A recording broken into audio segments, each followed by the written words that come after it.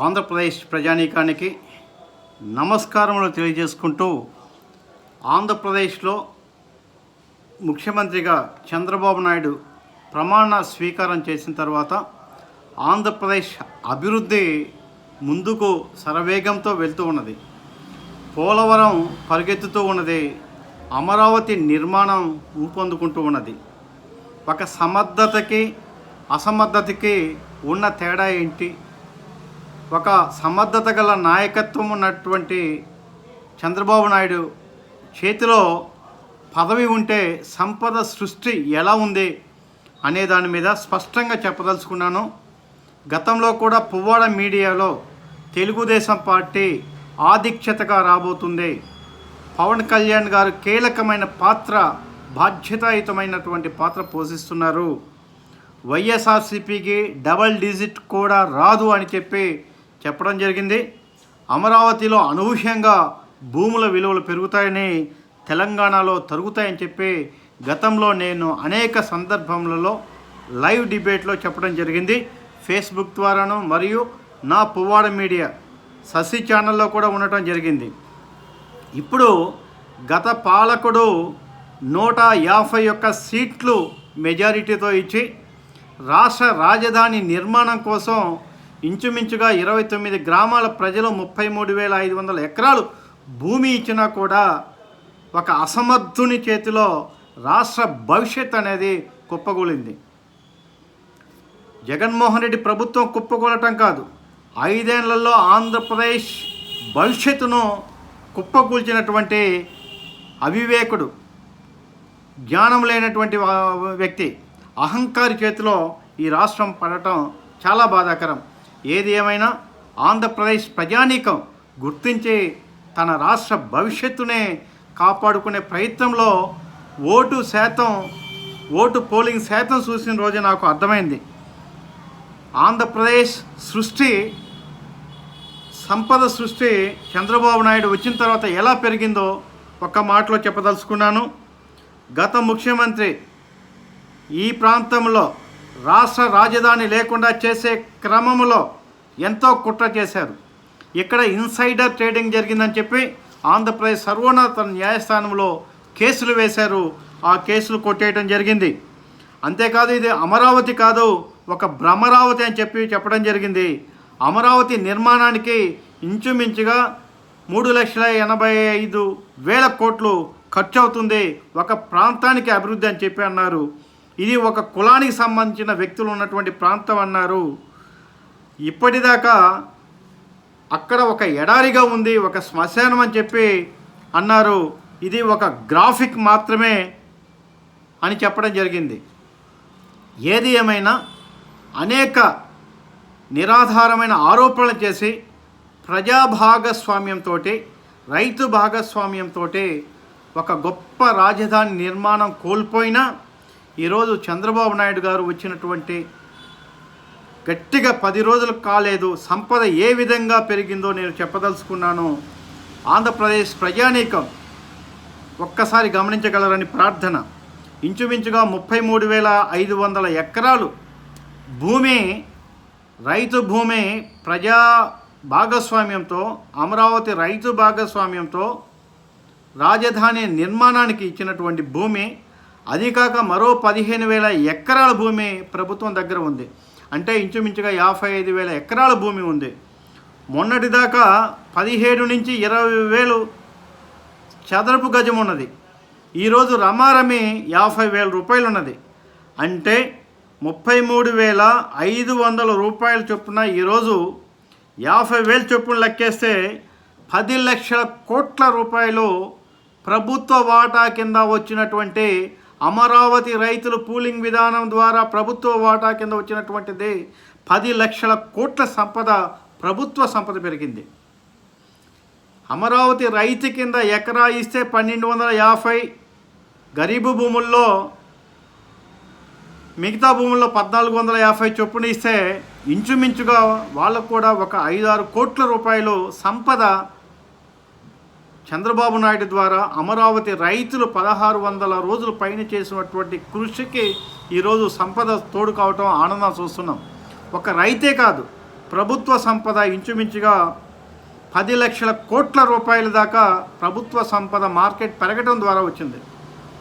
అంతేకాకుండా ప్రభుత్వ భూమికి సంబంధించిన 15,000 ఎకరాలతో కొలిస్తే ఇంచుమించుగా 15 లక్షల కోట్ల నుంచి 20 లక్షల కోట్ల రూపాయలు సంపద, ప్రభుత్వ సంపద వచ్చినటువంటి చంద్రబాబు నాయుడు గారు వచ్చిన ఒక్క నెలలోనే పెరిగినటువంటి సంపద, ఒక్క నెలలోనే సృష్టించినటువంటి సంపద ఇంచుమించుగా 15 నుంచి 20 లక్షల కోట్ల సంపద సృష్టించారు.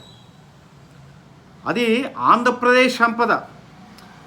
భారతదేశ సంపద చంద్రబాబు నాయుడు గారు ఎంత సృష్టించారో ఒక్కసారి తెలుసా?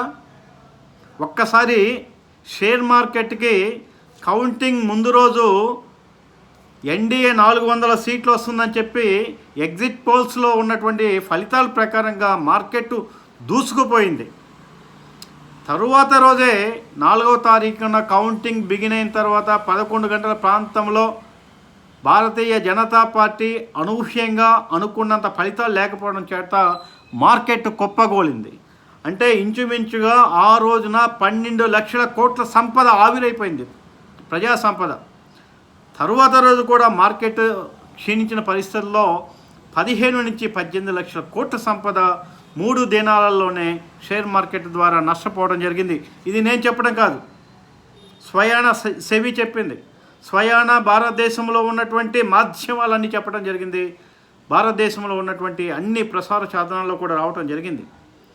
చంద్రబాబు నాయుడు గారు ఎలాంటి ఒత్తిడికి లోను కాక ఎన్నికల ముందు జరిగిన ఒప్పందం ప్రకారం మహాకూటమిలో భాగంగా ఆయన భారతదేశ భవిష్యత్తును పట్టుకొని దీర్ఘకాలిక రాజకీయాలను దృష్టిలో పెట్టుకొని కేంద్ర ప్రభుత్వానికి మద్దతు ప్రకటించడం ద్వారా బీహార్లో కూడా నితీష్ కుమార్ గారు, చంద్రబాబు నాయుడు గారు మద్దతు ఇరువురు ప్రకటించడం ద్వారా ఒక బాధ్యతాయుతమైనటువంటి నిర్ణయం తీసుకోవడం ద్వారా ఒక నిర్దిష్టమైనటువంటి సపోర్ట్ ఇవ్వటం ద్వారా ఆ రోజు నుంచి ఈ రోజు వరకు 12 లక్షల రూపాయల నుంచి 15 లక్షల పైన నష్టాన్ని పోర్చడమే కాక ఇంచుమించుగా 50 నుంచి 75 లక్షల కోట్ల రూపాయలు భారతదేశంలో షేర్ మార్కెట్ ద్వారా పెరగటానికి శ్రీ నారా చంద్రబాబు నాయుడు గారు కారణం.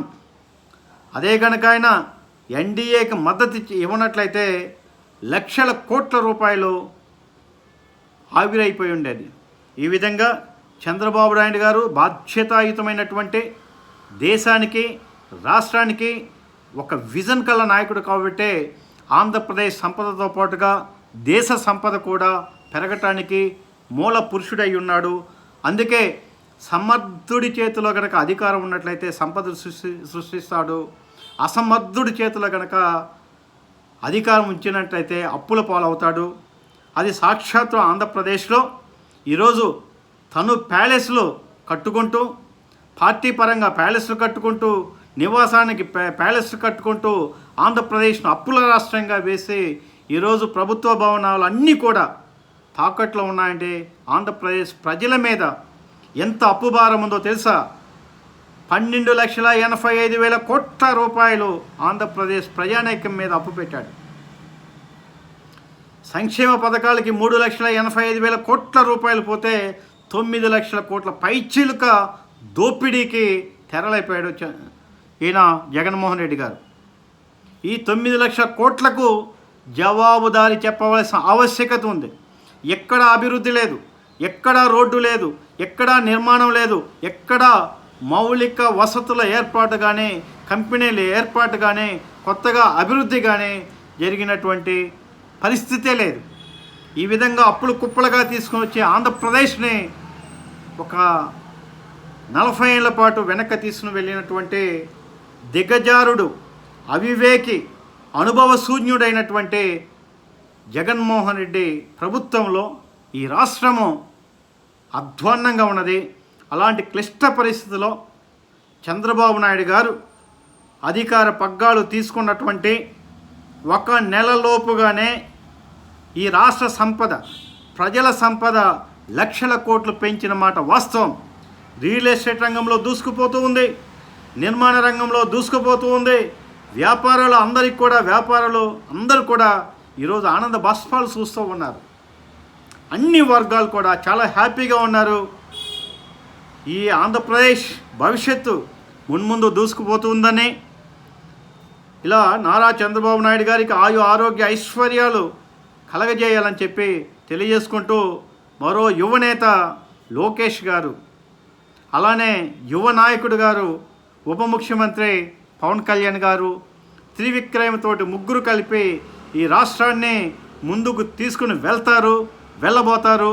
ఈ రాష్ట్రంలో ఐటీ కంపెనీలతో పాటుగా రాష్ట్ర రాజధాని నిర్మాణంతో పాటుగా పోలవరంతో పాటుగా ఇక్కడ నదుల అనుసంధానంతో పాటుగా మంచి విద్యా విధానం కూడా ఏర్పాటు చేస్తారని, అలానే మనకు రావాల్సిన ప్రాజెక్టులు, విభజన హామీలో ఉన్నటువంటి రావాల్సినటువంటి నిధులు విధులు అన్నీ కూడా తీసుకువస్తారని చెప్పి తెలియజేసుకుంటూ, పోర్టులతో పాటుగా విమానాశ్రయాల అభివృద్ధిని, రోడ్ల అభివృద్ధిని, నేషనల్ హైవేల అభివృద్ధితో పాటుగా ఇప్పటిదాకా కనీసం రోడ్డు మార్గాలు లేని ప్రాంతాలకు కూడా రోడ్లు విస్తారంగా వేయటం ద్వారా రాష్ట్ర అభివృద్ధి మున్ముందు భవిష్యత్తులో ముందుకు వెళ్తుందని చెప్పి మరొక్కసారి కూడా ఆంధ్రప్రదేశ్ ప్రజానీకానికి శిరస్సు వంచి నమస్కృతులు తెలియజేసుకుంటూ, శ్రీ నారా చంద్రబాబు నాయుడు గారి ఆధ్వర్యంలో ఈ రాష్ట్రము అభివృద్ధితో శరవేగంగా దూసుకు వెళ్తుందని చెప్పి ప్రజలు విశ్వసిస్తున్నారు. ఆ విధంగా ముందుకు వెళ్ళబోతుంది. అభివృద్ధి టీడీపీ వల్లే సాధ్యం, నారా చంద్రబాబు నాయుడు వల్లే సాధ్యం అని చెప్పి తెలియచేసుకుంటూ, జై హింద్, జై హింద్, జై తెలుగుదేశం, జై జై తెలుగుదేశం, జై అమరావతి, జై జై అమరావతి. మరొక్కసారి కూడా ఆంధ్రప్రదేశ్ అమరావతి రాజధానికి 1000 ఎకరాలు ఇచ్చి 1600 రోజుల పైచిలుకు ఇలా న్యాయస్థానంలో పోరాటం చేసి ధర్మస్థానంలో ధర్మ సంస్థాపన కోసం కృషి చేసి విజయం సాధించినటువంటి అమరావతి రైతన్నల ఆనంద బాష్పాలు నేను చూస్తానని చెప్పి గతంలో కూడా చెప్పాను. ఆనంద బాష్పాలు చూస్తున్నాను. అమరావతి రైతన్నలకు మరొక్కసారి శిరస్సు వంచి నా పాదాభివందనములు, మీకు పాదాభివందనలు తెలియజేసుకుంటున్నాను. జై అమరావతి, జై జై అమరావతి.